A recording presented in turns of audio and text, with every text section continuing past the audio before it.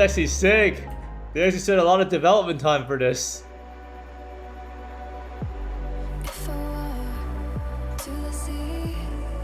That's actually pretty cool, right? Whoa, that's definitely worth the $30 actually. That's actually amazing, right? Spend more time on this than some of the maps. Imagine if they put this time into the UI for the ARCHNEMESIS League. I don't know if this is a good thing or bad thing. I mean, it looks really sick. TBF.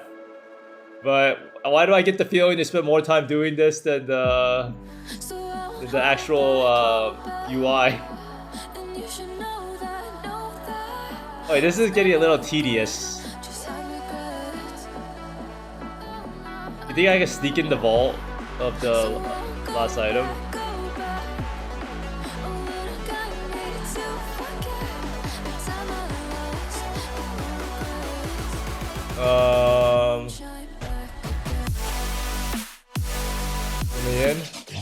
Hey, what's up YouTube? Today's video is going to be about the Battle Pass. I know that name locking got fixed and Venom Gyre is now probably the best skill in the game, but we'll be talking about that in another video. I will be releasing a strength stacking Venom Gyre guide because I truly believe that the build is pretty good. But today's video, this is me right now, and I was really considering, should I hand this bag of money over to GGG? Did they do enough to deserve me to buy this Battle Pass? Because when I go on the website, I see Karak. He's looking at me so longingly with his axe behind him, and he says, "Get your pass now." So like a sheep, of course, I would buy the Battle Pass, right? And these are all the rewards you can see. So do you think I actually bought the Battle Pass? Well, if you saw the beginning of this video, you would see that I actually went through a vault. And I actually had one of the best experiences of my life. I would rank it up there with being born, of going through all the vaults and getting all of the items. So you can see here, I am a full whale with the Headhunter MTX, the Bottle Faith MTX, the Dying Sun MTX, and I also have Celestial Venom Gyre, right? So the Battle Pass is perfect, right? I loved it. It's the best experience of my life I've ever had. I actually handed over the money so easily to GGG. And yeah, so let's go over what the Battle Pass is, what I actually think about it, and how they can improve upon the Battle Pass. And let's see what we see about the Battle Pass. So the Battle Pass is a monumental day in PoE history, as we will have a Battle Pass in every league. This has pretty much been confirmed, because if you see right here, they ask, how did you choose the unique items to reskin? They say these skins are exclusive to the pass, but we will continue to pick iconic and powerful unique items to make skins for in future passes, which could include additional skins for some of the unique items covered by this pass. So the key word here is future passes, and they also pick iconic meta uniques. So these are the meta uniques that they believe that are iconic right now in PoE.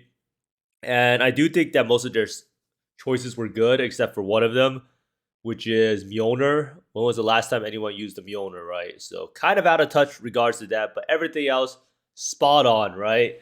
So this might be a shift to more item-specific MTX. This kind of reminds me of the race seasons in the past, where they would have item-specific MTX depending on what item you have. So this is super, super good. It gives them another revenue stream, and it has the potential of one day having skin transfers permanently for certain items cross-league. And the Battle Pass also costs $30, and progression is tied to your Atlas completion. And there's 8 different awards ranging from Watcher's Eye to Headhunter. So if you go look at the Atlas progression, there's this new button called Karak's Vault Pass. And there's Watcher's Eye, Dying Sun, Aegis Aurora, Desecrated Hands of the High Templar, Vendetta Paradoxica, Titan's Mjolnir, Apostate's Bottle Faith, and Bloodthirsty Headhunter. You can see here is the Watcher's Eye effect. Look at that. It actually moves with your cursor, right? Super amazing, super worth the money, of course. And yeah, so that's basically the general gist of the Battle Pass. So what are the pros and cons of the Battle Pass? And let's go see the pros. So they do get a lot of things right in this Battle Pass and a lot of things wrong at the same time. So Battle Pass gives me a great sense of accomplishment for completing the Atlas. I have never fully completed an Atlas until today. And this is a great milestone in my gaming history, because the Battle Pass made me get 117 out of 117. And it almost made me buy a map for 15 exalts, right? So super wonderful. It allowed me to spend more money on maps than I've ever spent in the past before. And that is a truly unique gaming experience, right? Unlocking my rewards in the vault was one of the greatest game experiences of all time, as I could not believe my eyes at the level of detail. Every single time I went into the vaults, I could not imagine what I was seeing, right? So if we go into the vaults here, this is how you actually access the vaults, and you did see me unlock the stuff in the beginning. I never knew this part of the map even existed, right? So we go over here, then these are the vaults. Not really sure if this was actually locked off earlier, or if we already always saw this and it gave us some idea that they were going to add the battle pass, so I wasn't really sure. But if you just look at the level of detail in here, look at these armor pieces, right? Look at this book. This is stuff to die for. It's kind of like seeing the Mona Lisa, right? They chose items that are generally pretty popular on PoE Ninja, showing how in touch GGG is with their player base. So you can see here, this is GGG's hand, and this is the player base, and they're touching us in a wonderful way because they know what the player base wants, right? So all trolling aside, Watcher's Eye is pretty common, 51%. Bottle Faith, 14%. Dying Sun, 11%, right? And if you actually go down the list of PoE Ninja, you can see that the other items in the list, like Aegis Aurora, is 9%. I don't really think anyone's using these items, these three ones, but most of the items they chose were pretty good, and they were pretty in line with what are the most meta popular items, right? And another pro is Battle Pass is a completely optional purchase, completely devoid of any pay to win, showing how GGG truly cares for fairness in play, right? So GGG actually truly cares about the player base. They don't want any unfair advantages, right? So if I use the Bottle Faith effect, for instance, let's go back to my hideout, I don't actually get any effect. I don't actually get any advantage, right? If I use this effect, I don't get more damage from using the effect. I might be able to see the effect better. Wait, is seeing the effect pay to win? Nah, it's not pay to win, right? It's not pay to win to be able to see the effect more clearly on the ground. As long as it's not giving me more damage, it's fine, right? Yeah, so like the Watcher's Eye is actually completely not pay to win, right? Like this thing doesn't really do anything or add anything to the gameplay. Bottle Faith, kind of a gray area, right? I don't really know. Like being able to see the consecrated ground is pretty important, right? Adding a celestial MTX, kind of important to see the projectiles more clearly. But in general, completely optional purchase, not really that pay to win. So let's go see what are the cons, because maybe GGG did mess some things up, right? And the cons are, this is me right here looking at the battle pass money in hand, and yeah, this might be a little gross exaggeration of how much the battle pass actually costs, but it's not really that far off. The battle pass is $30. This is ridiculously expensive compared to other games' battle passes, right? But if you frame it in the mind that one skill MTX can cost like $60, then is it really that expensive? So if you go here, you go type in like skill effects. Look at some of these skill effects, like $380, $38 for some skill effects, Scourge Arrows. So each, you can see a bunch of skill effects that cost a lot, and then you can see the Transcendence Wings or whatever these are called. So there's actually a back attachment for $64. This one's $46. So in the grand scheme of things, if you compare it to their other items, it's really not that expensive. You get 8 different item effects, and one skill effect costing $25. 8 item effects for $30 is a great deal at around an average cost of like $4 per item MTX. And the next con, actually, this con is actually so big that it almost made me not buy the battle pass at all, except for the fact that someone gifted me money on stream to buy it. I would not have bought the battle pass because this is such a, I just hated how they did it, right? So if you actually try to buy the Kirax Vault Pass, you cannot buy it with microtransaction points, right? So even though you spent like $60 in the game and you have microtransaction points ready to go, you cannot buy it, which means that they just want to collect an easy payday at the time. And it actually kind of rubbed me the wrong way. I know it's like completely optional purchase, but if I have the MTX points, you should be able to purchase the Battle Pass with the MTX points, right? And that's just something that I truly believed in. And it actually made me not want to get the Battle Pass at all if it wasn't for someone gifting me the money to see the Venom Gyre MTX. Now, the weird release timing since Battle Pass just auto-completes for a lot of people. And a lot of point of the Battle Pass is so that you have a sense of accomplishment, right? because you get to progress through the battle pass, and all of that sense of accomplishment is gone because you pretty much auto complete it as soon as you buy it. For a lot of people have completed the Atlas, and if you didn't auto complete it, you had to buy this map called Doriani's Machinarium, and this map got price fixed to like 15 exalts within minutes of the battle pass releasing, and it's kind of shitty, but it does affect the in-game economy with battle passes like this. But you could also make the argument that challenges affect the in-game economy, so that is something to keep in mind, how the in-game economy gets their prices affected by a completely optional battle pass, right? And the last one is actually a pretty big con that I do think that kind of rubs me the wrong way, is the items are not really obtainable for casual players. When you want to make a battle pass, you want to make it for the people, by the people, right? You want to make it so that anyone can benefit from it.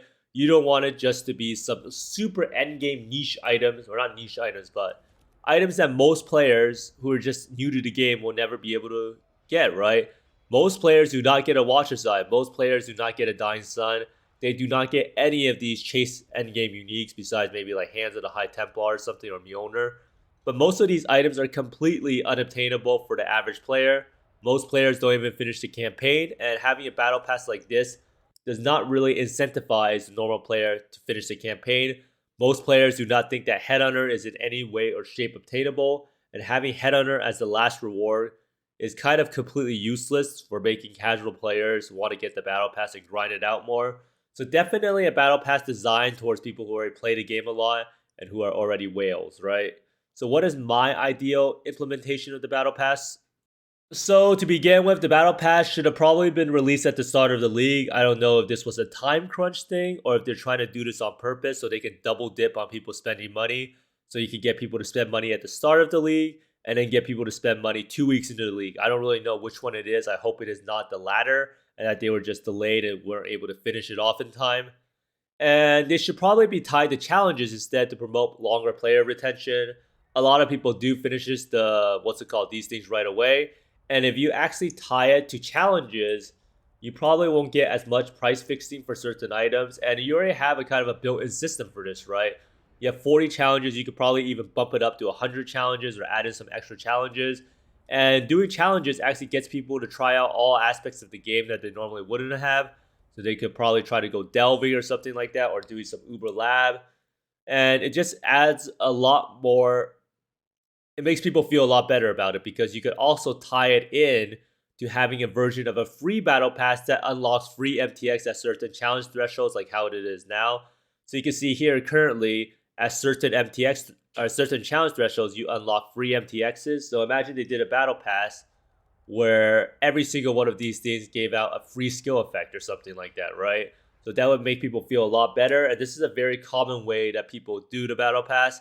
And a lot of companies also have it so that the battle pass, you can buy progression, which is kind of a weird thing to do in this game. So they probably can't really do that. And they can definitely have more awards and skill effect MTX associated with the pass rather than only item MTX. And I do think that this is a big thing. Having awards in the battle pass that the casual player who can't grind out the endgame items is a huge thing, and I think would incentivize a lot more people to buy it and play through the game, right? And I also think this is another big thing for battle passes, is that you should be able to allow players to earn MTX points for completing a certain amount of challenges or Atlas completion, right? So one of the core foundations of a battle pass is that you want to have a sense of value when you buy the battle pass. I think the battle pass currently is one of the worst sense of values that has ever existed, because when I go to play the game and I go to the microtransaction shop, if you buy a supporter pack, you get a certain amount of microtransaction points back, so you feel like you're kind of spending your money in a worthwhile way. When you do the vault pass, you actually get no microtransaction points.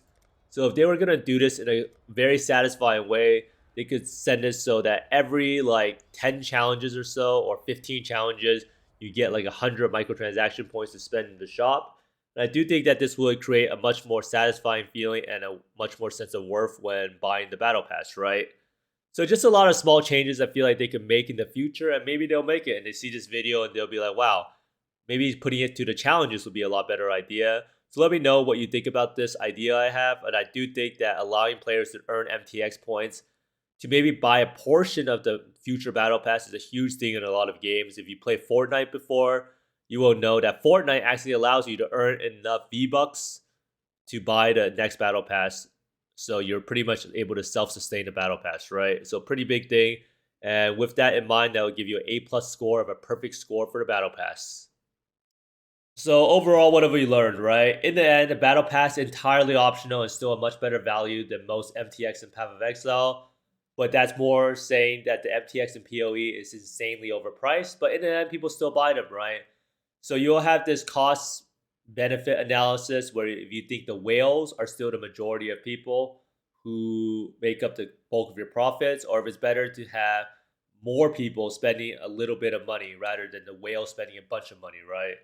So they probably need to do a little bit more market research regarding that.